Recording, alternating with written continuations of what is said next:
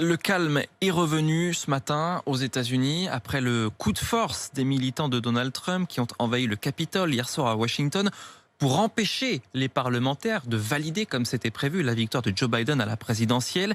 4 personnes sont mortes dans le Capitole. Je vous propose de revivre tout ce qui s'est passé depuis hier avec Benoît Ballet pour RMC. En début d'après-midi, Donald Trump s'est exprimé appelant une nouvelle fois à ne pas reconnaître le résultat de l'élection. Vous ici présents, vous ne voulez pas voir notre élection volée par des vieux démocrates de gauche. On ne se laissera pas faire. On n'abandonnera jamais. On ne cédera jamais cette défaite. C'est une question de vie ou de mort.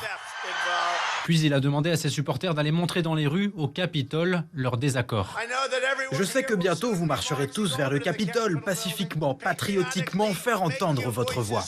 Aussitôt dit, aussitôt fait, des milliers de militants pro-Trump ont convergé vers le siège du Congrès. Plusieurs dizaines de manifestants ont fait irruption à l'intérieur du bâtiment. John en fait partie.